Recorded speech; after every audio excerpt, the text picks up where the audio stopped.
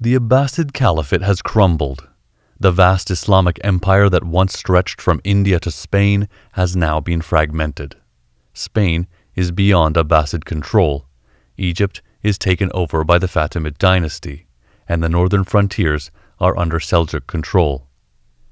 Even part of the Levant and the Holy Land are now lost to the Christian Crusader forces. The unification of all the Muslims under one banner is now a dream long gone. But still today we talk about this era with great interest, as one of the most important turn of events in history.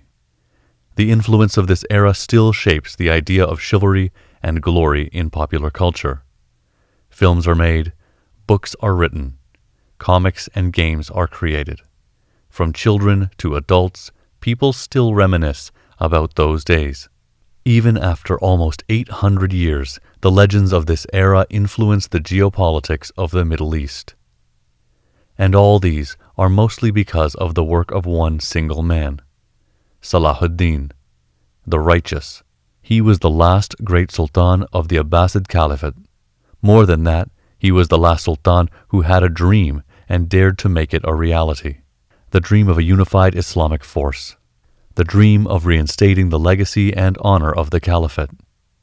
The dream of a free Jerusalem, free from the Crusaders. Yet Salahuddin did not have one swift victory after another, like any other great conqueror. He tried, he failed, he persisted, and learnt from his mistakes, and came back stronger. He was bold, dutiful, and intelligent, yet his reign was filled with setbacks, treachery, and disappointments. That is why Salahuddin is so beloved. He is not like a hero from ancient mythology with superpowers. Rather, he is more of a human, flesh and bone. He is a hero not because he was the chosen one, rather because he was courageous enough to be one. He chose himself to become the one. As we dive into his life in the next couple of weeks, we will see how this hero was forged in hardship and courage. In the year 1149, a young boy of 10 named Yusuf ibn Ayyub was playing in the yard of his home. Suddenly, he heard a call from the minaret of the mosque.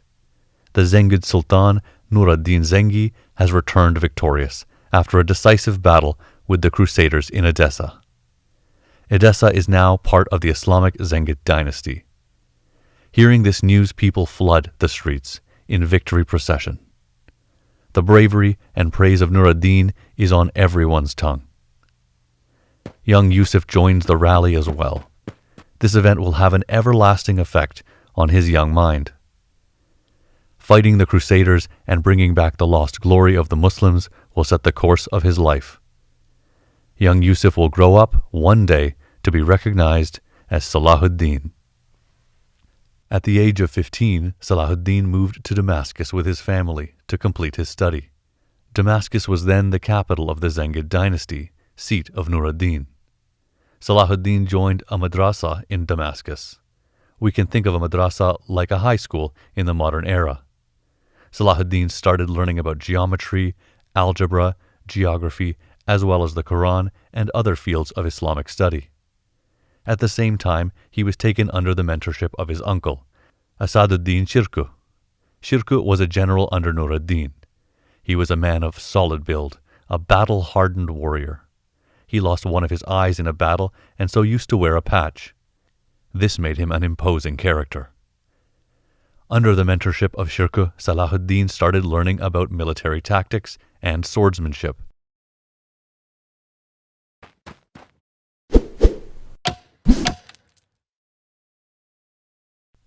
After completing the training, Salahuddin joined Shirkuh's battalion and entered regular military service in the Zengid army. The time has come for Salahuddin to be of service to his childhood hero, Nur ad-Din.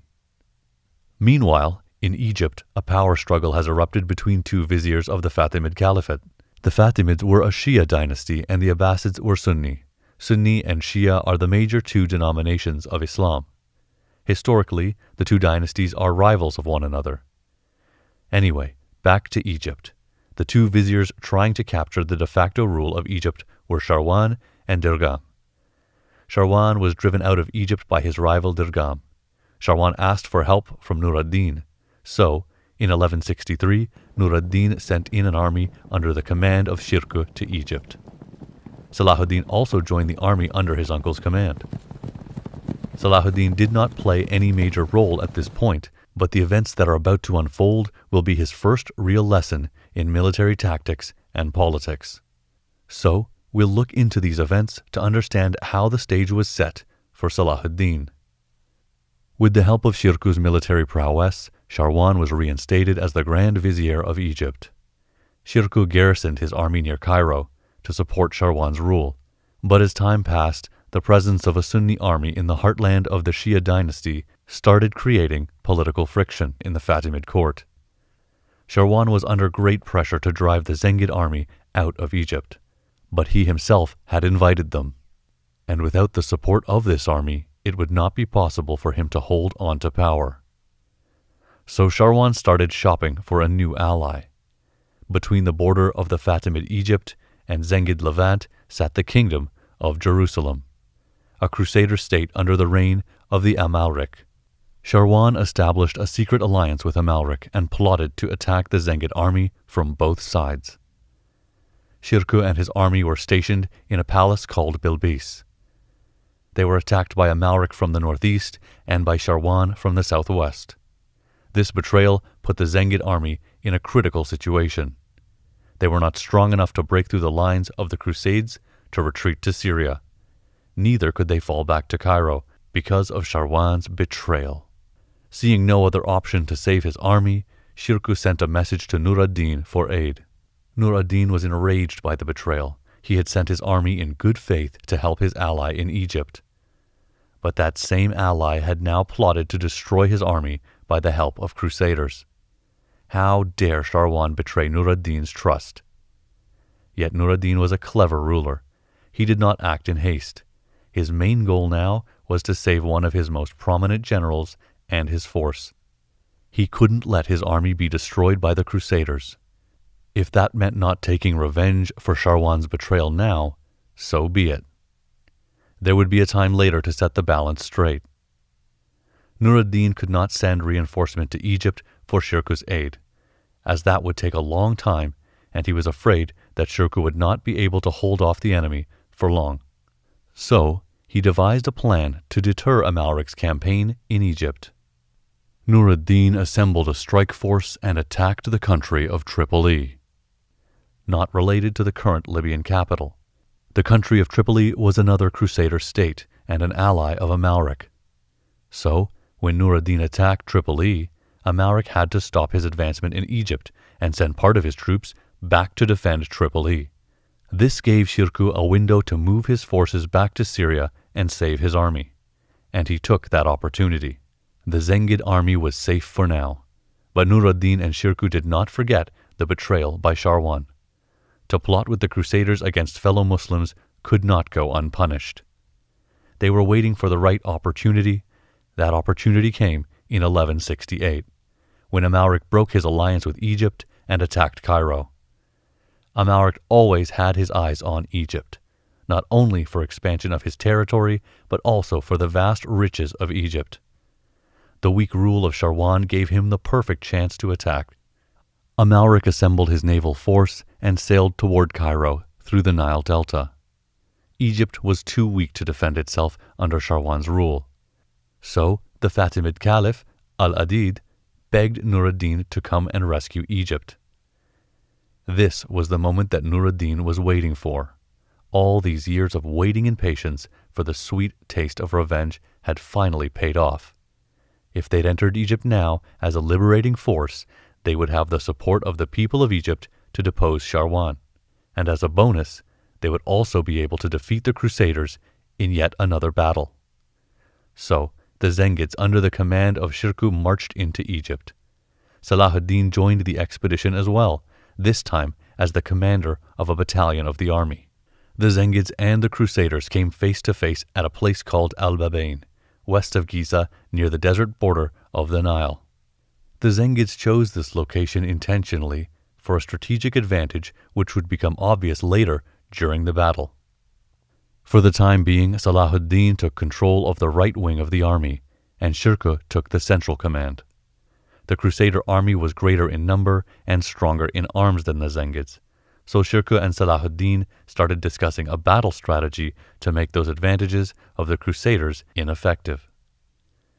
They came up with a clever plan.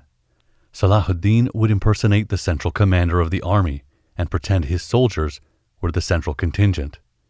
Shirkuh did not station all of his troops in the battlefield and hid part of them behind the dunes in the desert. As the Crusaders did not realize the plan, they charged with full might toward the Zengid central force. This was the moment Salahuddin had been preparing for all of his military life. If he couldn't defeat the enemy with sheer strength, he would do it through strategy. As planned, Salahuddin staged a feigned retreat. He commanded his army to fall back into the desert. The Crusaders chased Salahuddin and fell right into his trap. The heavy cavalry of the Crusaders lost their advantage in the steep and sandy terrain. They could not move quickly, whereas the lighter Zengid cavalry could move much faster on the same terrain. So the early advantage of the Crusaders was lost. Their lines broke down, and the battle was fragmented into smaller skirmishes, rather than a concentrated central attack. Shirkuh was waiting for the exact moment. He took his reserve force and returned to the offensive, and at the same time, Salahuddin turned back with his force and launched a counterattack from the other side. Stuck between the dual offenses, the Crusader army was completely crushed. This was the first sign of Salahuddin's military genius, his first taste of victory against the Crusaders. From now on, Salahuddin is no more a bystander. He now has an active role to play. The young boy, inspired by the tales of defeating the Crusaders, is now capable of defeating the Crusaders on his own. Join us next time as we explore the early years of Salahuddin's administrative and military career, how he becomes the Grand Vizier, protects Egypt from yet another Crusader attack, strengthens the nation, and eventually becomes the Sultan of Egypt. Salahuddin Part 2: Shifting Tides. The main streets of Cairo.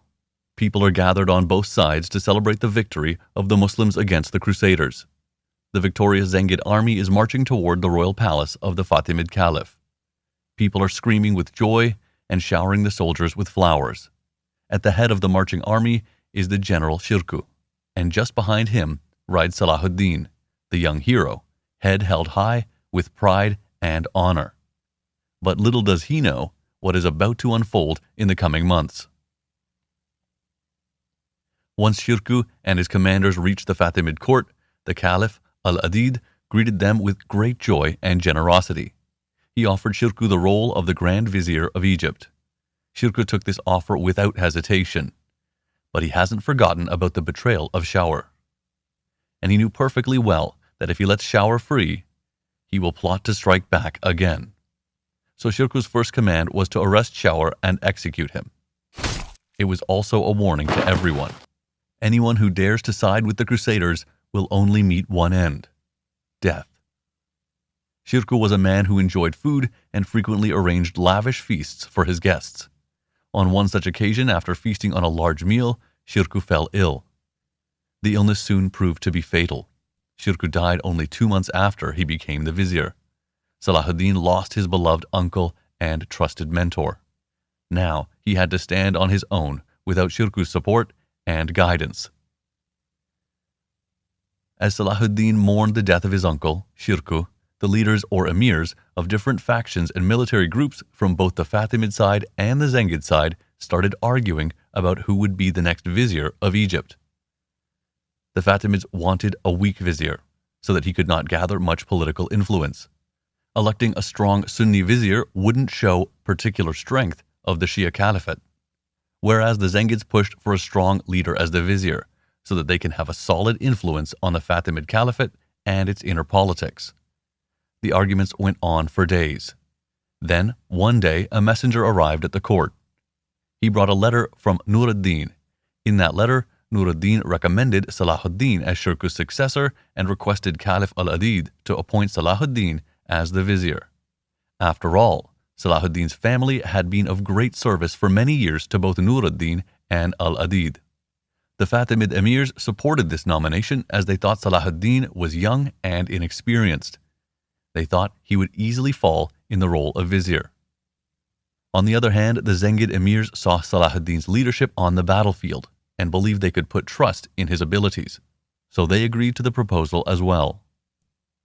As a result, Salahuddin became the de facto ruler of Egypt, the Grand Vizier of the Fatimid Caliphate at the age of 30 in early 1169. Salahuddin had never had such power and independence before. But he was still in a tug of war between the Fatimid Caliphate and the Abbasid Caliphate through Nur-ad-Din. And as we have discussed before, these two caliphates, one Shia and the other Sunni, were never on friendly terms. So Salahuddin now had the problem of split loyalty. As the vizier, he owed his loyalty to the Fatimid Caliphate in Egypt. At the same time, as the general of Nur-ad-Din, he owed his loyalty to the Zengid dynasty and thereby to the Abbasid Caliphate in Baghdad. This actually made it very difficult for Salahuddin to do what he wanted to do: help the people, unite the people, and free the Holy Lands from the Crusaders. Soon after his appointment as the vizier, the internal political conflict in Egypt started to weigh heavy on Salahuddin. He tried to focus his mind on rebuilding the Egyptian nation. He commissioned several hospitals and madrasas, which are kind of like universities by modern standards. He started investing in improving infrastructure and defense of major Egyptian cities. One evening, Salahuddin was busy in his study thinking about his plan for the nation, when there was a sudden knock on the door, followed by several loud knocks. Salahuddin ordered the person to come in. It was Ali bin Sufyan, the chief of his bodyguards. He brought grave news. Some emirs of Egypt had decided to stage a revolt and assassinate Salahuddin in the dark of the night. Salahuddin suspected that he would not have the full support of the emirs of Egypt, who did not like a Sunni vizier under the Shia Fatimid Caliphate, but he never expected that they would plot to kill him. Salahuddin was saddened. He had just started a few months ago. What had he done to deserve such treachery? But he had to control his emotions. He had to act fast before the rebels could strike first. He ordered his own bodyguards to capture the main conspirator, a high official for the Fatimid palace. He was immediately arrested and executed. Yet it was not sufficient to completely stop the rebellion. The following day, several other Fatimid emirs with almost 50,000 soldiers started a revolt in different parts of Egypt. Salahuddin now had a civil war on his hands. As the civil war continued, the number of the wounded and the corpses piled up. After several months of fighting, the rebel emirs started to fall one after another. It took Salahuddin almost 6 months to completely quell the uprising. No mercy was shown to the rebel leaders. They either fell in battle or were executed. It was a hard lesson for the Egyptian emirs. Never again would anyone dare to rise against Salahuddin in Egypt. Salahuddin's swift and resolute actions saved Egypt from a long and bloody civil war. And he learned his lesson well. He started to rebuild his court, appointed trustworthy family members and friends in important roles of state. Besides this, he also started appointing people based on their skills and merits and not because of their lineage and influence. This way, Salahuddin gradually created a strong and trusted inner council of his own. This solidified Salahuddin's political position in the Fatimid court. Now he could again focus on rebuilding the nation. Hardly 3 months had passed in peace, then disaster struck again. Towards the end of 1169, the Crusader states of the Byzantine Empire joined forces and sent a massive naval fleet to invade Egypt. They were approaching fast to attack an Egyptian port city, Damietta. Salahuddin had actually been working to strengthen the fortification of different parts of Egypt since he came to power, expecting an attack from the Crusaders. But he did not expect the attack to come from the Mediterranean Sea. He thought the Crusaders would invade on land through the Sinai Peninsula, as they had done before. So Salahuddin's main defense force was stationed much further south than Damietta. This meant it would take some time to send reinforcements to the port city. So he had to find a way to delay the invasion. He sent a messenger to the governor of Damietta asking him to block the entrance from the sea, so that the naval fleets could not come inside the defensive line. He wrote to them that the reinforcements were already on their way. Simultaneously, he commanded his army to march towards Damietta.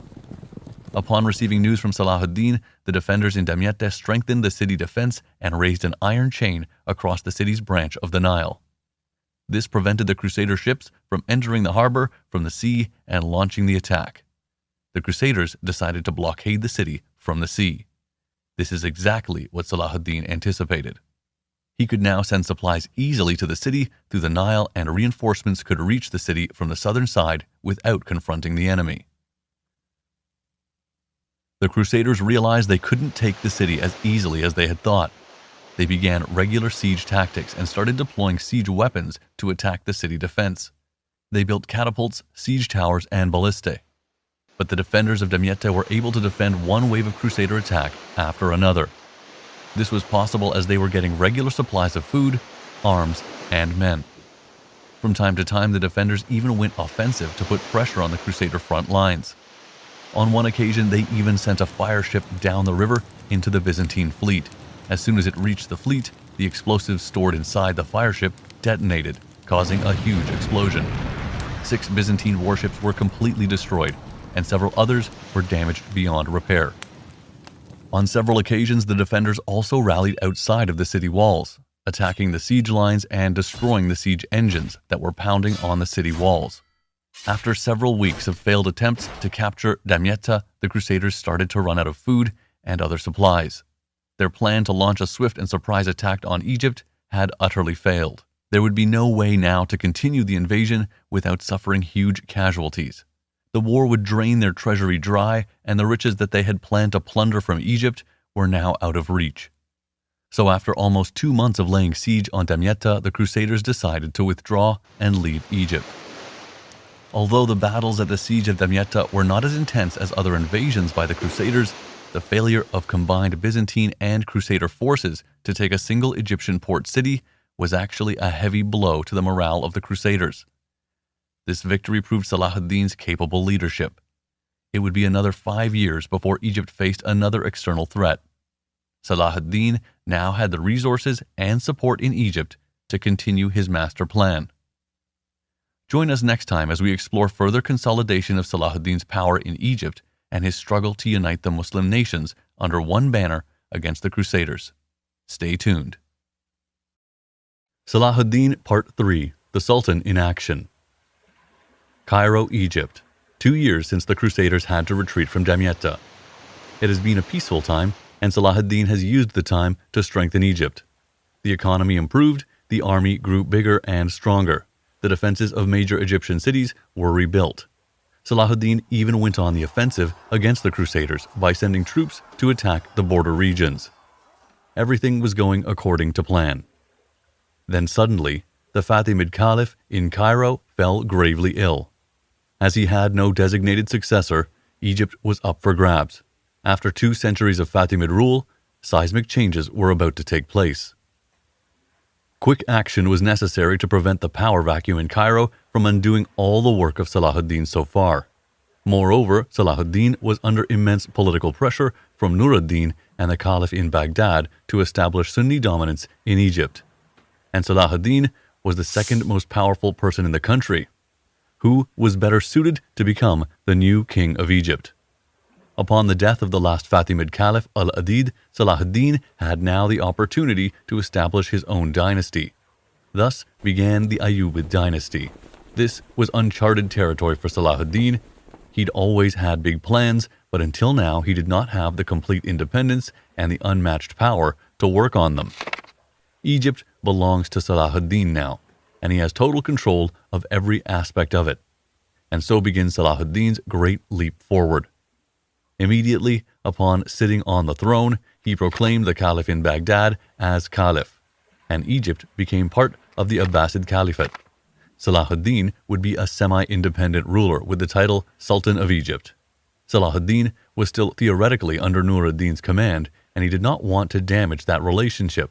So Salahuddin arranged for a handsome annual tribute for Nur-ad-Din, making sure that he had no opponents from the Muslim side to challenge his power in Egypt.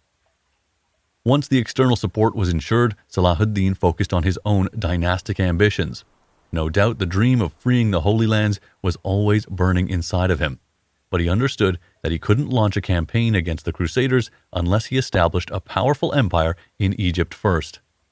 Salahuddin turned the wheel of change in Egypt. His council revised the tax codes, ensuring further revenue of the state, redistributed the lands, ensuring royalty at local leadership levels, replaced the corrupted provincial officers with skilled officers, ensuring effective administration of the state and less chance of conspiracy against the Ayyubids. Salahuddin showed everyone that when it comes to being a sultan, he had his own way of doing things. Syria under Nur-ad-Din and Egypt under Salahuddin provided a perfect opportunity to attack the Crusader state kingdom of Jerusalem from two different sides. A plan was drawn out. Both Nur-ad-Din and Salahuddin started marching from their own capitals. But halfway to the battleground, Salahuddin returned to Cairo. Nur-ad-Din found himself alone on the battlefield. He continued on with the assault, but ultimately the campaign was not successful. Until today, we do not know for sure why Salahuddin turned back. He wrote to Nur-ad-Din about the possibility of a rebellion in Cairo in his absence, which many scholars argue was not a good enough reason. But what we know for sure is that this event caused a divide in the trust between Nur-ad-Din and Salahuddin, and over time, this divide would only grow bigger. Although disappointed, Nur-ad-Din was content with Salahuddin for the time being. He was still receiving the tribute from Egypt. However, Salahuddin's not showing up initiated a lot of rumors and conspiracy theories in the Zengid court. In general, it was seen by the Zengid emirs as Salahuddin's defiance of Nur-ad-Din's command. In the meantime, Salahuddin was busy in Egypt. The steps he initially took after coming to power started bearing fruits. His army fought skirmishes in the southern and western boundaries of Egypt, launched a campaign against Yemen, and established a strong naval presence along the Red Sea coasts, thereby extending Salahuddin's control to Sudan, Mecca, Medina, and Yemen. Both his treasury and his political influence were enriched by these missions. Salahuddin won the heart and trust of the Egyptians, and people were ready to support his cause. But the more Salahuddin grew in power, the more mistrust and friction occurred between the Ayyubids and the Zengids. Eventually, the Zengid emirs were able to convince Nur-ad-Din that his once deputy had now become too powerful and needed to be removed. In 1174, Nur-ad-Din started preparing his army to invade Egypt, and Salahuddin began preparations to defend it. But during the preparation, Nur-ad-Din suddenly fell ill and passed away after only a few days. Nur-ad-Din's successor was his son, Saleh, only 11 years old. The news of Nur-ad-Din's death reached Salahuddin. Undoubtedly, the death of his childhood hero and mentor had a massive impact on his state of mind. Although they were not on friendly terms at the time of his death, Salahuddin always had a great respect for Nur-ad-Din for his effort to unite the Muslims of Syria against the Crusaders. Yet Salahuddin was relieved to some extent, knowing that the civil war between Syria and Egypt would now be avoided. That night, Salahuddin went to the balcony of his quarters. As he looked towards the horizon beyond the vast expanse of his capital city, all the mixed feelings and thoughts regarding Nur-ad-Din's death unfolded in his mind. Not only did this impact his personal feelings, the news had also major political implications. Nur-ad-Din's death changed the entire geopolitical dynamic of the region. Surely the young son of Nur-ad-Din wouldn't be able to practice the same power his father did. The power vacuum would create infighting among the Zengids. What actions should Salahuddin take now? To drive the Crusaders out of the Holy Lands, the existence of a strong Syria is essential. Without strong fronts in both Egypt and Syria, the ultimate victory against the Crusaders cannot be guaranteed. And without Nur-ad-Din, Syria does not have that strength any longer. Should Salahuddin launch a campaign against the Crusaders on his own? Perhaps, but if Syria fell into the wrong hands, then the Crusaders could form a new alliance and outmatch Salahuddin's force. Should he then annex Syria first to prevent that? He could, but the values and Islamic teachings that he grew up with prevented him from doing so. He can't wage war against the family of his benefactor without any provocation. That would be hypocrisy for him, making him unsuitable to lead the armies in the Holy Lands according to his own standards of belief. Certainly, Salahuddin was an ambitious man, but his ambition was not more important to him than his principles. He knew in his heart that if he wished to be successful in freeing the Holy Lands from the Crusaders, he had to do it in an honorable way. No political backstabbing and betrayal should be allowed to tarnish his lifelong goal. As the dawn broke and the call for prayer was announced from the minarets of the Grand Mosque of Cairo, Salahuddin could finally make up his mind. He decided to wait and not get involved in the political turmoil in Syria for the time being. His lifelong mission for the Holy Lands was put on pause.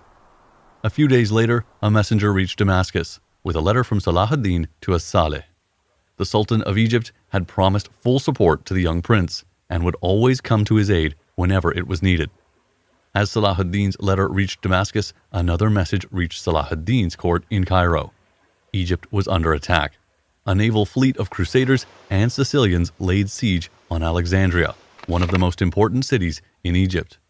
The attackers had almost 200 warships, 40 transport ships, and more than 1,000 knights.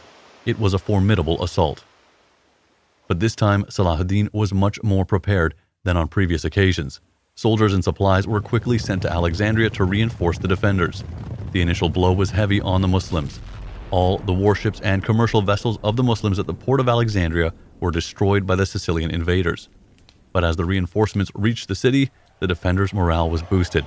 On the second day of the battle, when the invaders brought their siege towers near the wall of Alexandria, the Muslim defenders burst out of the gates in a surprise attack and did their best to hit the enemy's morale. They burnt down the siege towers, ravaged the enemy camps, and took away large amounts of weaponry and treasure. This was a serious blow to the invaders. As the siege dragged on for days, the invaders started to lose strength. They needed reinforcement, but the promised reinforcements never arrived from the Crusader states. That was because King Amalric died suddenly of dysentery in Jerusalem.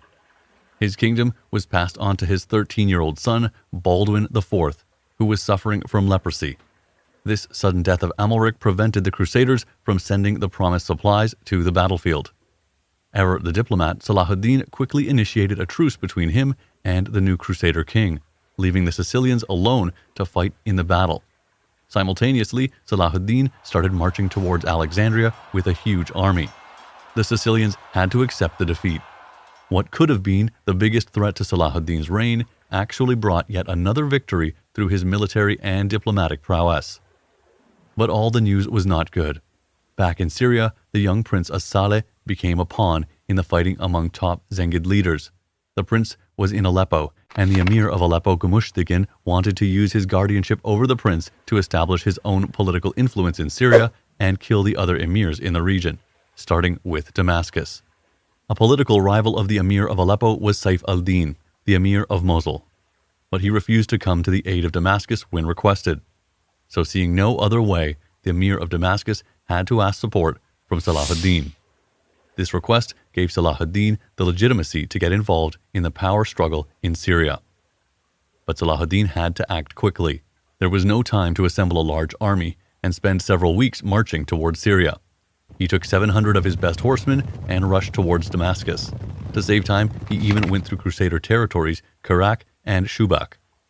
Although a very risky maneuver, it proved fruitful. Salahuddin traveled so quickly through the enemy territory that the Crusaders could not do anything about it. In the end, Salahuddin reached Damascus even before Gumushtigin's army started marching on the city. This was a brilliant move by Salahuddin, as Damascus now came under his control without any serious resistance. It saved plenty of time, resources, and bloodshed. The people of Damascus welcomed Salahuddin with open arms as their protector. After establishing his base in Damascus over the next few days and gathering more local force, Salahuddin quickly moved towards Aleppo, laid siege on the city, and demanded the guardianship of the prince Saleh. One dark night during the siege of Aleppo, while Salahuddin was discussing plans with his emirs in a private tent, someone rushed into the tent from the darkness. He was dressed in black and had a bare knife at his hand. He jumped onto Salahuddin in an attempt to stab him with the knife. This was Salahuddin's first encounter with the secret cult called the Assassins. So far, we have seen Salahuddin rise in power and win one victory after another. As we further explore the events of his life, we'll see a new chapter unfold, a chapter full of struggles, stalemates, and challenges, a period in which Salahuddin spends most of his time and effort fighting his fellow Muslims rather than the Crusaders. Salahdin Part 4 – Pitfalls in Syria. Aleppo, Syria, 1175. As the morning sun rose, Salahuddin looked at the walled city of Aleppo from a nearby hill. The attack by the assassins on his life the night before had left him perplexed. He had underestimated the shrewdness of Gumushtigin. Salahuddin could not imagine that Gumushtigin would hire assassins to kill him. The assassins were a secret group fortifying themselves in the dense mountains of Syria, and they were famous for targeted killings of political personnel of high power in both the Muslim and Crusader ranks. Ideologically, they followed the Shia sect, and thus they did not like Salahuddin for abolishing the Fatimid caliphate. So it was very easy for Gumushtigin to convince the assassins' leader, Rashid ad-Din Sinan, to attack Salahuddin. On top of that, more news had recently come to Salahuddin that the Crusaders, under the command of Raymond of Tripoli, were gathering forces and raiding the borders of Salahuddin's Syrian territory. It was rumored that Gumushtigin had a hand in that as well. All the pieces of the puzzle were now falling into place. Salahuddin could see how treacherous Gumushtigin had been. He looked at the citadel of Aleppo. He realized how far away he was from gaining total control of Syria. The capture of Aleppo seemed like a dream now far away. Salahuddin had to respond immediately against the threat of the Crusaders. He couldn't risk his life and the loss of his army to continue the siege on a heavily fortified city like Aleppo. In this round, Gumushtigin had won. Salahuddin lifted the siege and took his army back to Damascus. From there, he sent forces to deter the raiding Crusaders. Salahuddin's recent momentum in Syria caused a lot of jealousy in the Zengid leadership. The emerging leader of the Zengids, Saif al-Din, was a cousin of Nur ad-Din. So he got the support of Prince as-Saleh and Gumushtigin. Saif al-Din soon united the quarreling Zengid emirs and solidified his position on a vast territory including Mosul and Aleppo. To weaken the position of Salahuddin in Syria, they launched a massive propaganda campaign stating that Salahuddin had forgotten his responsibility of freeing Jerusalem from the Crusaders. Salahuddin's reputation in Syria as a warrior of the Holy War was heavily damaged because of this. Salahuddin was under heavy pressure to take action, but his army was not yet strong enough to recapture Jerusalem, so he devised another plan. Salahuddin strengthened his forces in the cities of Horns and Hama in Syria, and from there he could launch skirmishes in the border territories of the Crusader states. These skirmishes were quite successful and in many cases drove Crusaders to withdraw. These victories worked as a checkmate for Salahuddin against the Zengid propaganda. Salahuddin's popularity soared among the Syrians as never before. In the following weeks, the political and territorial conflict between the Zengids and Ayyubids became so intensified that there was no way to avoid war. The armies met near Hama in March of 1175. Salahuddin was vastly outnumbered and had no intention of fighting his fellow Muslims. So Salahuddin proposed handing over Homs and Hama to the Zengids and in return asked acknowledgement as the ruler of Damascus on behalf of Princess Saleh. But the Zengids, led by Saif al-Din, were unmoved. Their reply was, surrender all lands in Syria and return to Egypt. The negotiation failed and the confrontation was unavoidable. Salahuddin's military skills and experiences had been greatly boosted by his recent military campaigns. This was reflected in how he arranged his forces to face the stronger opponent. He placed his army at the horns of Hama, hills by the gorge of the Orontes River. As soon as the Zengids attacked, they found themselves fighting the battle uphill and pinned by the river at one side. The Zengids' numerical advantage was nullified. Salahuddin launched a strong counterattack with his most veteran soldiers, immediately collapsing one wing of the Zengid army. another wing followed shortly thereafter. The Zengids were surrounded from 3 sides and were thrashed. Another victory for Salahdin. Through tactics and determination, Salahdin would now be able to force the Zengids into a truce. The Zengids conceded that Salahdin should keep his territories in Syria. But the prince would still be in Aleppo under Saif al-Din's guardianship. Finally, peace among the Muslims in Syria had begun. The victory against the Zengids was a crucial development in Salahdin's political career. After the victory, Salahdin was acknowledged by the Abbasid Caliphate in Baghdad as Sultan of Egypt and Syria. And as sovereign king, he no longer needed the patronage of the Zengid prince. Both in Cairo and in Damascus, coins were being minted with his official titles, and the Friday prayer sermon in the mosques, or khutbahs, started mentioning him as the sole ruler, omitting the name of a Saleh. This was a decisive move. Officially, Salahdin was no longer a part of the Zengid dynasty. But his good fortune didn't last long. During the summer of 1175, a bad drought made the continuation of fighting with the Crusaders an impossibility. The Crusaders were also hit by the same situation, so they made peace with Salahdin, and there was a pause on ongoing conflicts. Salahdin could take a break from military campaigns and focus on the administration of his vast empire that included Egypt, Yemen, Hijaz, consisting of Mecca and Medina, and Syria. Hardly a year had passed. Political turmoil returned in Syria. Saif al-Din started looking for trouble in order to fight Salahdin and to gain his territories. So Salahdin gathered his forces and marched northwards from Damascus towards Aleppo. On the way, in a place called Tel al-Sultan, he encountered the army of Saif al-Din. Salahdin's army was exhausted by their march, but the general lack of leadership and military skills amongst the Zengid leaders caused a delay in initiating the fight. This gave the Ayyubid army an unexpected opportunity to rest and regain their strength. When the fighting finally began the following day, battle-hardened Salahdin took full advantage of the incompetence of the Zengid leaders.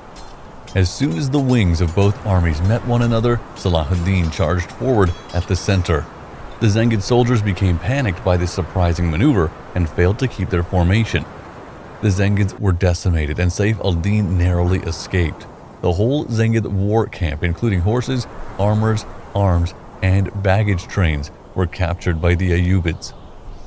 All the captured riches were distributed among the soldiers. Salahdin kept nothing for himself, a custom that Salahdin followed in every battle of his life. Saif al-Din fled to Aleppo. After the battle, Salahdin moved north, capturing more towns in northern Syria from the Zengid command. Eventually, he reached Aleppo region and laid siege to the castle of Azaz, a formidable and strategically important site. One night during the siege, Salahdin was having a discussion with his emirs inside his tent. A man dressed in black suddenly entered the tent and stabbed Salahdin in the head with a knife. Fortunately, Salahdin had been wearing a chainmail hood under his turban, and the first blow slipped and only cut his cheek. Salahdin grabbed the man's knife hand and started to twist. The assassin tried to strike again at Salahdin's neck. The strength and resistance of Salahdin were enough to stop the assassin from landing a lethal blow. Still, the attacker's knife was able to cut through the leather armor on Salahdin's shoulder and inflicted a wound. By this time, the emirs in the tent had fully realized what was going on and came forward to rescue their sultan. The assassin was struck down by them.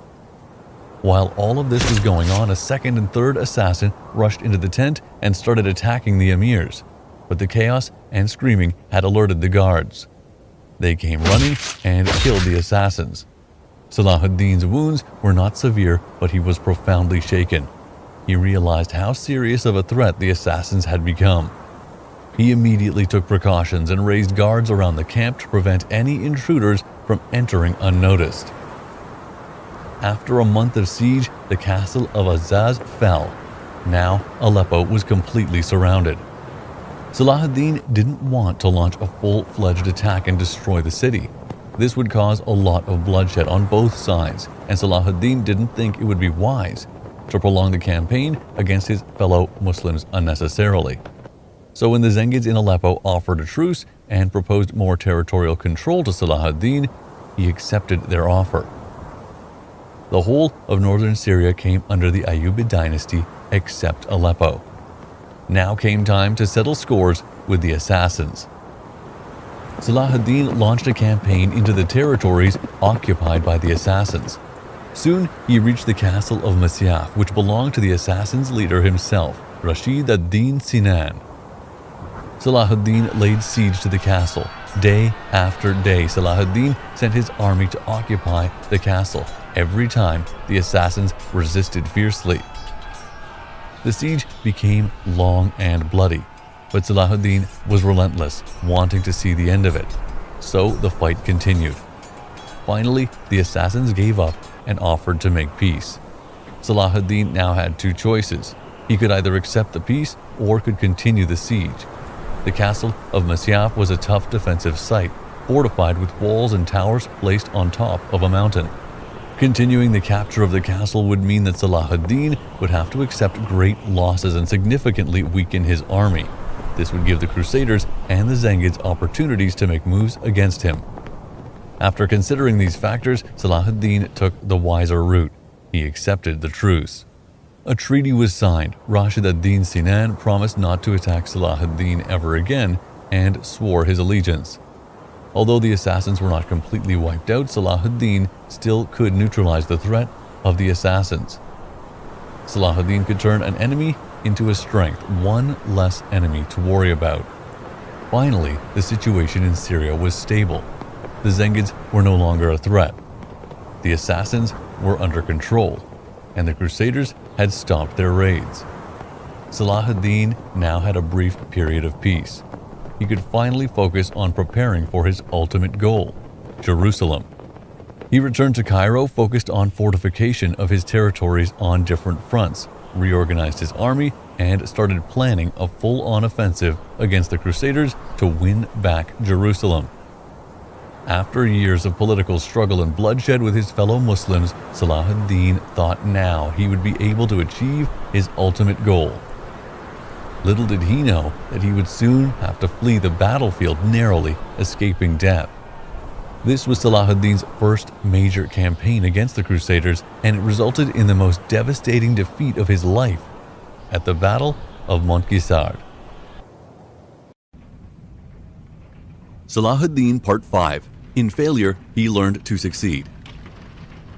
The 26th November, 1177. As the sun rose in the desert of the Sinai Peninsula, a small group of horsemen were moving at lightning speed towards Cairo.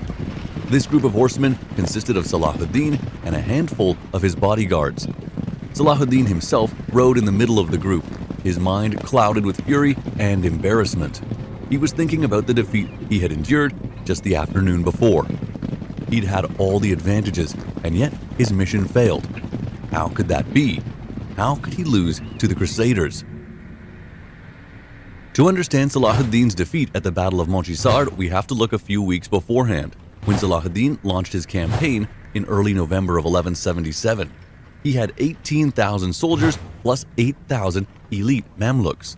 The Mamluks were highly trained, most skilled, and were the most enduring units of Salahuddin's army. They can be compared to the knights in European armies of the 12th century. Salahuddin's army was strong enough to face any army that the Crusader states could muster. Upon entering the Crusader territory, his army started raiding with the aim to cut the food supply to different Crusader strongholds. Salahuddin quickly passed the Crusader fortresses at Tarum and Gaza. He left a small garrison at each of these fortresses but did not engage in battle. Soon, the army reached Ascalon, a heavily fortified and strategically important Crusader city. Here, Salahuddin camped his main forces and sent some troops around to raid even deeper into the Crusader heartland to create panic and fear. However, he didn't lay siege on the city itself. It's a rare instance when Salahuddin left enemy strongholds unattacked behind his front line. First Daruma and Gaza, then later Ascalon. This would prove to be a costly mistake by Salahuddin in the coming days. Initially, Salahuddin's soldiers faced little to no resistance in their advancement. Some troops even reached Ramla, around 40 kilometers from Jerusalem. It seemed just a matter of time before Salahuddin would appear at the gates of Jerusalem with his army. This advancement by Salahuddin's army caused great panic among the Crusaders. King Baldwin IV called for every able man in his kingdom to bear arms and join the battle. Although suffering from leprosy, his health was stable enough for him to ride with his army to the battle. Answering his call, princes from the different crusading states joined his army. Among them was Rainald of Chatillon, Prince of Kerak, a name we would see returning frequently in future events. Now back to Baldwin IV's battle plan. He had to prove to his subjects that he was a capable king who would face the attackers and not simply let his kingdom be taken away. He decided not to wait until Salahuddin reached Jerusalem, rather to ride out and take the battle to Ascalon. This was a bold decision considering he only had 7,000 men to face off against Salahuddin's 26,000. But he had to reach Ascalon with his army, avoiding Salahuddin's raiding troops. If discovered before reaching Ascalon, he would not be able to defend his army.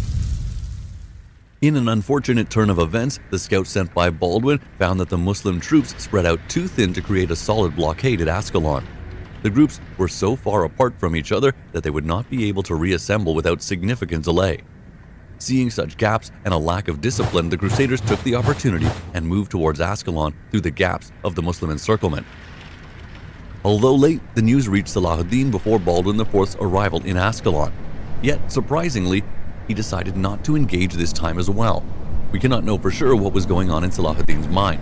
Perhaps he thought he could pin down Baldwin in Ascalon without spending the strength of his army, and this way making it easier to capture Jerusalem without the king present. But before Salahuddin could put his plan into action, Baldwin IV surprised Salahuddin. On the afternoon of the 25th of November, 1177, Baldwin IV, with around 375 knights, heavily protected under metal armors and with strong horses, attacked Salahuddin's central camp near Ascalon. The rest of the army followed and smashed against the Muslim front line. Salahuddin realized the threat too late. Although he had sent orders to his scattered troops to gather, they could not reorganize quickly enough to put up a resistance. Salahuddin stepped back and tried to pull his forces on top of a hill called Montgisard. But the powerful charge by the Crusaders did its trick and Salahuddin's lines were broken. Salahuddin tried to rally his troops 2 times to counter the attack, but both attempts failed. The soldiers started to flee. The Crusader knights reached so close to Salahuddin that there were only a few elite Mamluk guards to protect the Sultan. By Salahuddin's own description of the events, a Templar knight came so close to him that he tried to hit Salahuddin on the chest with a lance. Luckily, 3 of Salahuddin's bodyguards were close enough and could come to his aid before the Sultan was injured. Salahuddin had to retreat. The whole Muslim camp, even Salahuddin's personal tent, was lost.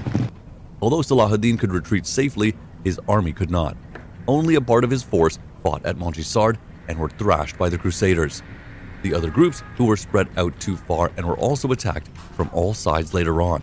Even while retreating, the fortresses that were left unattacked behind the front line became a constant source of attack and harassment for his soldiers. The defeat at Montgisard was a serious setback for Salahuddin's plan. No doubt he was sad and embarrassed, but the political consequences far outweighed any emotional damage. Salahuddin was now incredibly vulnerable. His kingdom was exposed both to the Crusaders and to his competitors in Syria. The morale of the Muslims was at the lowest it had been in decades. Meanwhile, the Crusaders were having victory parades showing off the spoils of battle. Salahuddin safely reached Cairo, and from there he started reorganizing. Now what we know about Salahuddin is that he was no quitter. He had surely learned many hard lessons in the aftermath of the Battle of Montgisard, and our guy Salahuddin was someone who learns from his mistakes. The next time, Salahuddin would be prepared for surprises. How much Salahuddin evolved as a leader after this event was obvious in the events that unfolded in the following months. The Crusaders, boosted in morale with their victory, launched attacks at strategically important cities in Syria such as Hama and Damascus. Some of the emirs in Syria also rebelled against Salahuddin, seeing his recent defeat. But Salahuddin was prudent and swift in his damage control. He soon moved back to Syria and from there coordinated his forces on multiple fronts. The rebellion was swiftly taken under control, although not completely quelled. Then, there was a decisive victory of Salahuddin's forces in Hama that stopped the Crusader incursion. Salahuddin himself camped near Homs and engaged in skirmishes with the Crusaders. Salahuddin emerged victorious from these skirmishes and stalled the Crusaders from advancing. But Baldwin IV still did not give up. In an attempt to create pressure, he started building a castle at a place called Jacob's Ford. It was a real threat to the Muslims because of the location of the castle. Situated only 80 kilometers from Damascus, an army from Jacob's Ford could reach Damascus within a couple of days. It was also along the pilgrimage route, so the Crusaders could attack caravans making their way to Mecca for Hajj. Salahuddin decided to resolve this issue once and for all. He sent one of his generals, Farrukh Shah, to defend Damascus. While Baldwin IV advanced with his army towards Damascus, he expected almost no resistance. Instead, he met a formidable Muslim army and had to retreat after a humiliating defeat. Salahuddin regained his confidence and the trust of the Muslims.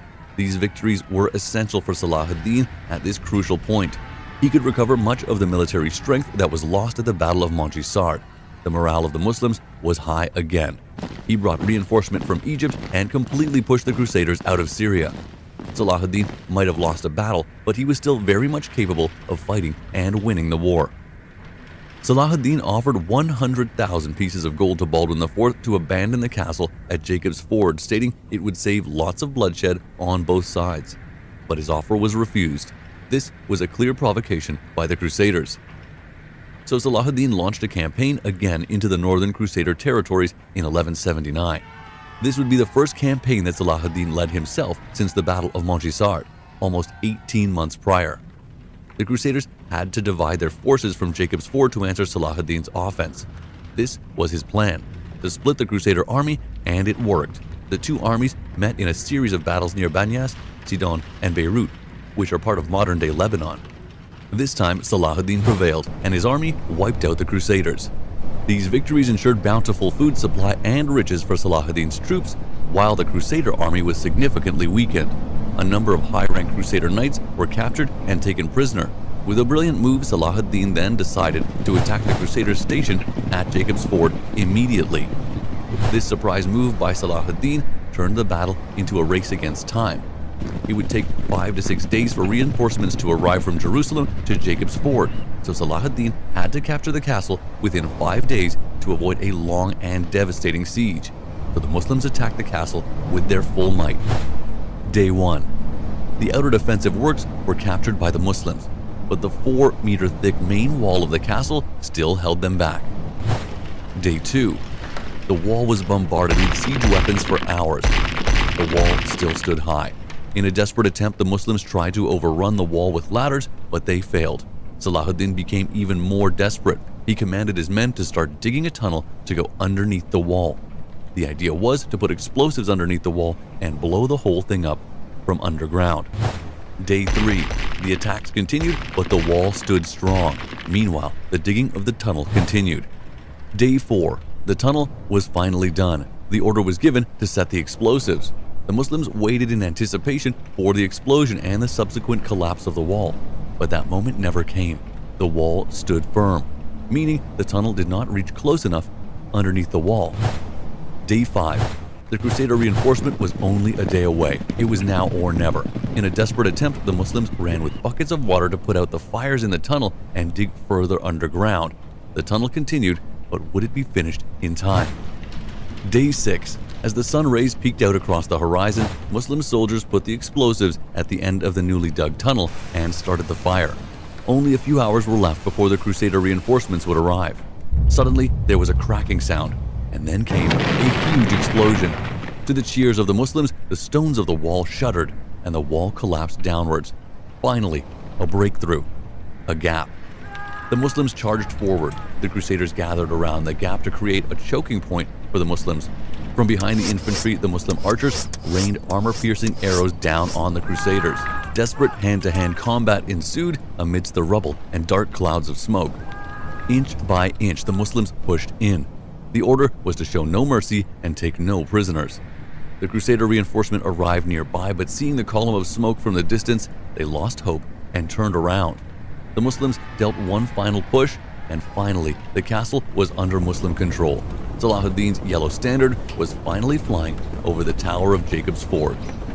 In the following month, Salahuddin showed an even broader strategic approach against the Crusaders. He had been working on rebuilding the Egyptian naval force for the last few months, and to show his strength, he launched a naval assault in another important Crusader city named Acre, just weeks after recapturing Jacob's Ford.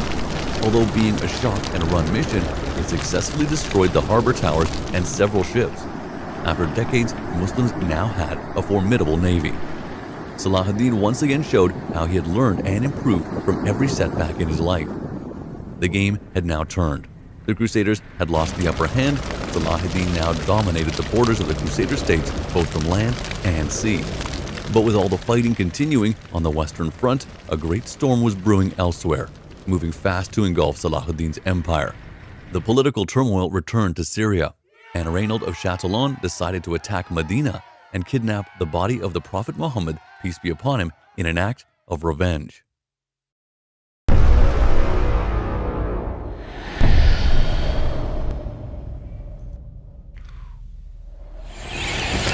Cairo, Egypt, December 1181. It has been 2 years since the Battle of Jacob's Ford. Salahuddin's series of victories forced the Crusaders to offer peace. Since then, it has been a period of relative calmness. Respecting the true Salahuddin did not make a move against the Crusaders. He used his time to focus on administration of his vast territories and gathering strength for his future expeditions. He founded many hospitals, madrasas, and agricultural infrastructures. Egypt was booming in wealth. Fortifications along the Egyptian borders had been upgraded. The naval fleet was also strengthened and guarded the coastlines day and night. The advantage of increasing security was twofold: preventing future raids by the Crusaders in Egypt, as well as a secure fallback position for the Muslim army if they are forced to retreat in future battles. However, Syria could not be made as secure as Egypt, as Salahuddin had to depend on a network of uneasy and complicated treaties and alliances to maintain his power in Syria. Salahuddin had to make sure that he had complete and absolute hold in Syria before he attempted to take Jerusalem again. He didn't want to leave untrustworthy political alliances behind his back as he moved against the Crusaders. Here, we see again how Salahuddin learned from his mistakes during the Battle of Montgisard, leaving no point of weakness behind the frontiers. Salahuddin's court in Cairo. As Salahuddin was discussing stately matters with his emirs, a messenger arrived. News from Syria. Prince As-Salih had passed away in Aleppo. The de facto Zengid leader Saifuddin also passed away several months ago. This vacuum in leadership created squabbles in the Zengid clan. This was high time for Salahuddin to increase his influence in Syria. 7th May 1182. Salahuddin left Cairo with an army of 8,500 soldiers after a great ceremony. This was the last time Salahuddin was on Egyptian land, the springboard from which he launched his political career and emerged as a figure of power. Salahuddin would go on to live more than a decade after this, and he would continue to rely on the resources of Egypt for his actions in the future. This proved how well he arranged the administration of Egypt, as well as this, his ultimate goal and priorities laid in Syria and in the Holy Lands. As soon as Salahuddin reached Syria, news came of a raid conducted by Reynold of Chatillon in the borders. So in July 1182, Salahuddin sent troops to punish Reynold. The two armies met near the Sea of Galilee, also known as Lake Tiberias. The crusade force of around 700 men was decimated by a larger Muslim force. The heat was so strong that many men died of even heat stroke. This was the first of the 3 battles in the area over the next 6 years between the Muslims and the Crusaders. giving Salahuddin plenty of opportunity to learn about the local landscape and the weakness in the battle strategy of the Crusaders. Meanwhile, Salahuddin continued with his mission towards Aleppo. As he moved on, many emirs previously supportive of the Zengid dynasties switched their allegiance and came to Salahuddin's side.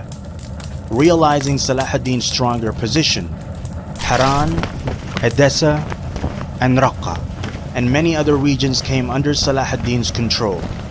But when Salahuddin reached Aleppo, he chose not to lay siege on the city, rather moved his army further east towards Mosul. Salahuddin's army marched through the arid land of Mesopotamia for 600 kilometers to the heartland of Zengid dynasty. The new Zengid leader, Imad ad-Din, was based in Mosul. But upon reaching Mosul, Salahuddin realized that it was not possible for him to take Mosul. After a long march, his army was exhausted, and Mosul was heavily defended. The siege would be long and the damage on Salahuddin's army would be heavy. Salahuddin had to come up with another plan, and Salahuddin always come up with his brilliant plans. In a clever move, he took two formidable nearby fortresses named Sinjar and Amid, so Mosul was isolated from the rest of the Zengid lands, and this weakened Imad ad-Din's position significantly. Salahuddin achieved the upper hand, and now he could force Imad ad-Din to negotiate for truce. Imad ad-Din had no other option but to accept Salahuddin's offer. Salahuddin would return the captured fortresses in exchange for control of Aleppo. June 20. Salahuddin's yellow banners were raised over the citadel of Aleppo as he entered the city. Years of effort to bring Aleppo under command had finally been realized. The second strongest city of Syria, after Damascus, consolidated Salahuddin's rule over Syria even further. The Crusaders were now afraid. Salahuddin had become even a greater threat for them after the capture of Aleppo.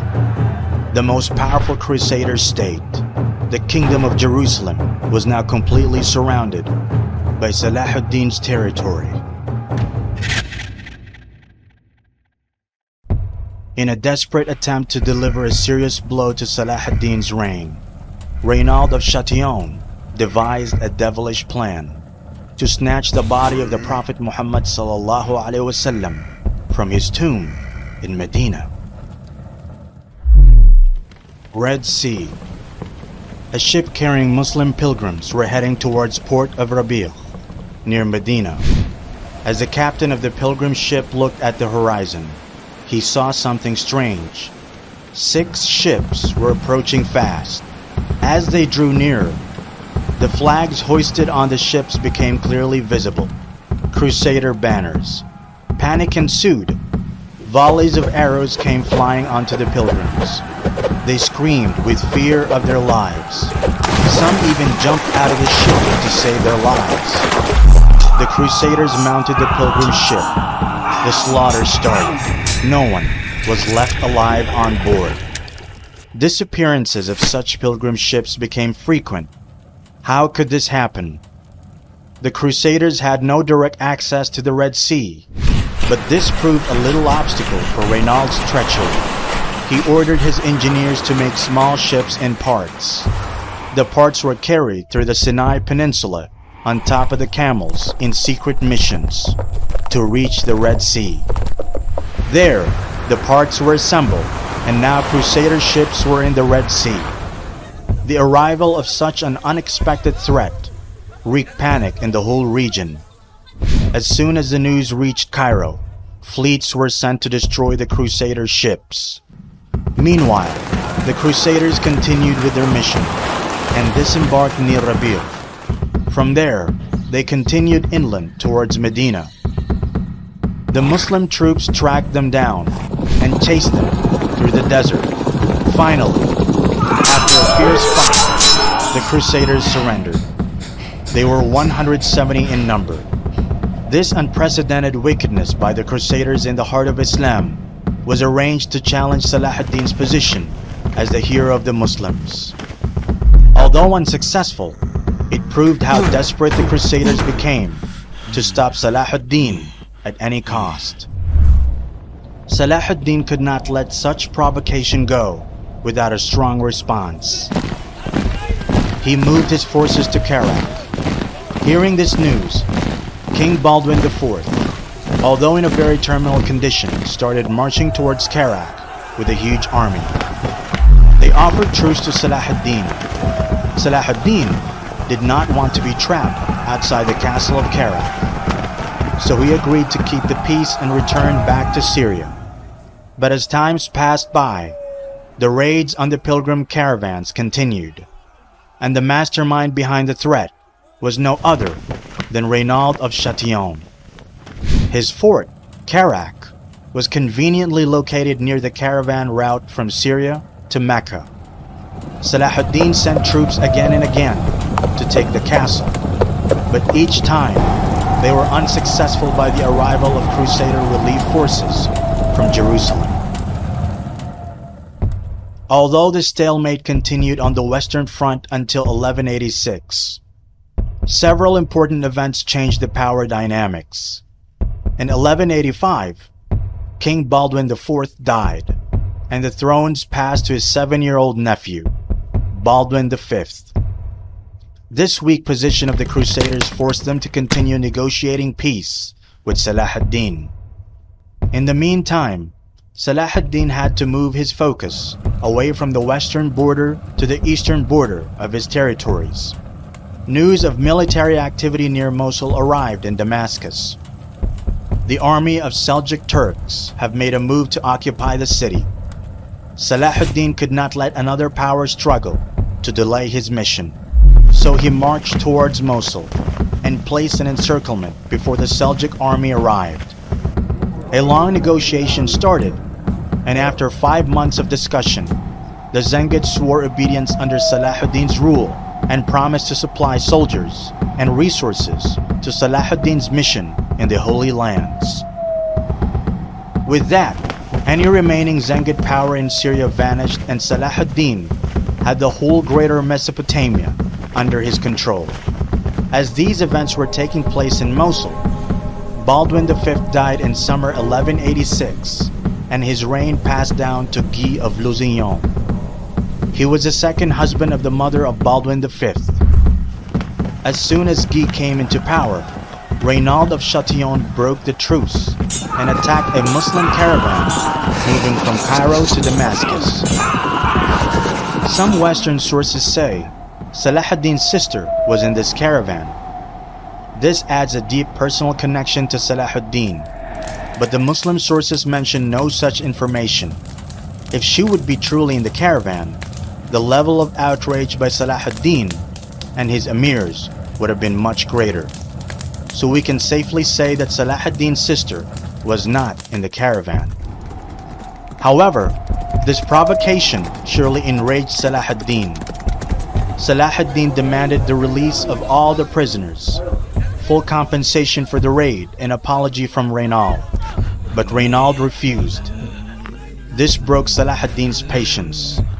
Salahuddin now had absolute control of all the lands of Greater Egypt, Syria, Arabia, and Yemen. So there was nothing this time holding him back. Salahuddin summoned all the emirs and all the allies for their support in his mission to retake the Holy Lands from the Crusaders. This time he would not only punish Reynald, but also fulfill his lifelong dream, freeing Jerusalem from the Crusaders, as planned. The Muslim army took their first steps in the Kingdom of Jerusalem in April of 1187. 1187, Jerusalem. An army of 20,000 came out of the city marching. Leading the army was Guy of Lusignan. Behind him were 1,200 knights in their shiny armors, several thousand Turcopoles, several thousand men-at-arms armed to the teeth. The rest of the procession was infantry. The army marched with the greatest talisman of Christianity, the True Cross. They believed whenever the True Cross marched with the Christian army, that army would never be beaten in a battle. Only after a few days, this whole army would cease to exist at the Battle of Hattin. Rewinding a few weeks, April 1187. The Muslim army had just started to gather at the border of Kingdom of Jerusalem. The general order for the Christian troops was not to engage the Muslims yet. On one evening, as a group of Muslim soldiers were returning to their camp after foraging, suddenly, the captain saw movements on top of a nearby hill. He tried to figure out what was happening there, but as soon as he saw the banners of the groups, his heart froze. The men on the hilltop were Knights Templar and Knights Hospitaller, warrior monks sworn to defend Christianity, the most elite and strongest groups of the Crusader army. As the Muslims came close to their camp, a wave of Crusader knights started to come down to the Muslim camp from the hilltop. The Muslim soldiers screamed in fear. Some started to gather their weapons, and some froze with panic. The knights were around 140 in number. The Grand Masters of both the Templar and Hospitaller Knights Order were leading the group. However, Muslims were around 5,000 to 6,000 in number at the camp. So as soon as they realized the reality, the surprise attack lost its effectiveness. The Muslims fought back fiercely. This charge proved to be very devastating for the Crusaders, and very rewarding for the Muslims. All the knights fell in the battlefield, except only 4. No doubt the knights were brave, but they were no match for the Muslims. The Grand Master of Knights Hospitaller was killed, and the Grand Master of Knights Templar fled after being wounded. After this victory, the Muslims started marching even deeper into the Kingdom of Jerusalem. Panic ensued throughout all the Crusader states. They united all their forces. Every man able to bear arms was conscripted in the army. All the princes of the Crusader states, including Reynald of Chatillon, Raymond of Tripoli, and Balian Ibelin, joined the army. King Guy advanced with all the forces that he could muster to meet the Muslims, which we saw at the beginning of this video. June 1187, Jordan River Valley. The Ayyubid yellow banners covered the whole valley as Salahdin marched with 30,000 troops towards the western shore of the Sea of Galilee. The recent victory at Crescent and the campaigns in 1182 and 1183 made his army familiar with the battle tactics of the Crusaders in that area. The Christians have camped near the springs of Safuria, around 30 kilometers far from Salahuddin's current position. Between the two armies was an arid land with no water and food sources. Salahuddin's plan was to provoke the Crusaders to make the march through the inhospitable terrain. Accordingly, Salahuddin laid siege to a small town called Tiberias on the western shore of Sea of Galilee, or Lake Tiberias. With the ending of the Battle of Hattin, the whole Crusader army ceased to exist. King Guy was arrested with all the surviving Crusader princes. The True Cross also came to the Muslim hands. The most important prisoners were presented before Salahuddin. Salahuddin offered a cup of iced julep to Guy, who took a big gulp from it. Then he passed it to Reynald of Chatillon. Salahuddin intervened in a flash. Through his interpreter, he told Guy, "You are the one who gave him a drink. I gave him no drink, nor any of my food." According to Islamic tradition, offering a drink or food to a prisoner represents offering safety by the captor. But Salahuddin did not want to offer such protection to Reynald. Salahuddin berated Reynald for his constant insult and threat towards the Muslims. Seeing no remorse in Reynald's face, Salahuddin unsheathed his scimitar and slashed Reynald's neck. exacting the full revenge of the Muslims. With Guy under arrest and his army completely wiped out, the whole kingdom of Jerusalem had no more resistance to offer against Salahuddin. It was time for Salahuddin to knock on the gate of Jerusalem. As Salahuddin progressed with his army towards his primal goal, Jerusalem, he did not make any strategic mistakes as he did 10 years ago, which resulted in the defeat at Montgisard. This time, Salahuddin sent troops to occupy all the remaining Crusaders' strongholds and ports. Acre, Sidon, Beirut, Jaffa, Mirabel, Ascalon, all fell one after another in front of Salahuddin's troops. Salahuddin showed mercy to the defenders and granted them generous terms for surrender. This ensured swift and near bloodless submission of the cities. By the time Salahuddin reached Jerusalem, only Kerak and Tyre were still resisting against Salahuddin's troops. Salahuddin could not sidetrack his army to capture these sites, as that would mean delay in the liberation of Jerusalem. This was a well-thought decision based on the current situation, but would turn into a strategic mistake by Salahuddin, as Tyre would be the arrival point of the Western forces during the Third Crusade. 20th of September, 1187. Salahuddin climbed up a small hill nearby his camp. He could see the dome of rock glistering with golden rays under the sun beyond the wall of Jerusalem. A little behind the dome of rock stood the Al-Aqsa Mosque, two sacred buildings he so desired, his lifelong dream, his ultimate goal. When the Crusaders took Jerusalem from the Muslims in 1099, during the First Crusade, they killed all the non-Christian inhabitants of the city, which created a knee-deep blood pool at the Al-Aqsa complex. The inhabitants of Jerusalem feared that the Muslims would take revenge in a similar manner once they retake the city, so they prepared to defend Jerusalem at all cost. Both the Christians and the Muslims venerate the city as a holy place, so it was a religious and moral obligation for both sides to prevail. Looking at the third holiest city in Islam, Salahuddin knew that it would not be an easy task to take the city back. Yet he commanded his troops to move forward, and the siege of Jerusalem began. The Muslims initiated the attack with volleys of arrows targeting the defenders on the wall. Salahuddin encircled the city with his army and assessed the fortifications to find a weak point. After 5 days of assessment, Salahuddin focused his attack on the less protected section of the wall between Damascus Gate and Jehoshaphat Gate. The continuous bombardment from the trebuchets started. The Christians realized that the fight was over. They offered to stand down if Salahuddin would promise the safety of its inhabitants. Salahuddin had no desire to destroy the city itself to ashes in the process of taking it, nor did he want an unnecessary bloodbath at the holy city. His main goal was to retake the holy city under Muslim custody, and not to take cruel revenge for what the Crusaders did 88 years ago.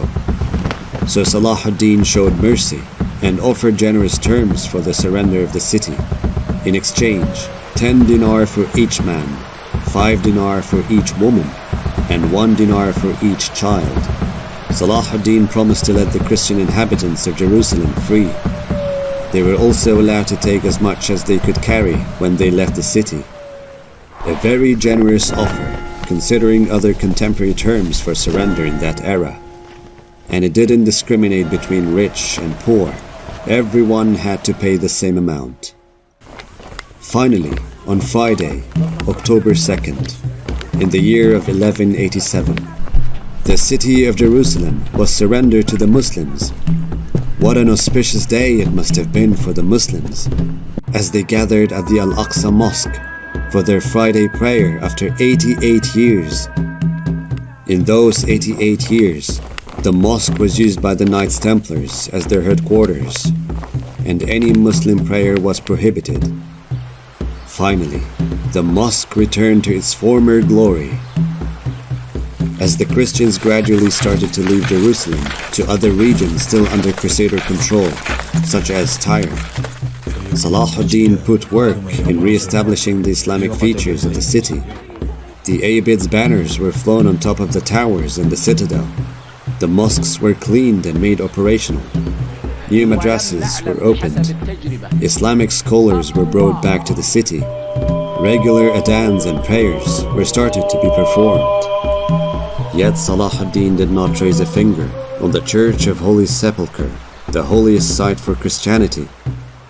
He kept the promise of the second caliph of Islam, Umar ibn al-Khattab radiyallahu anhu, who promised to the Christians to protect the site when the Muslims took Jerusalem in 638.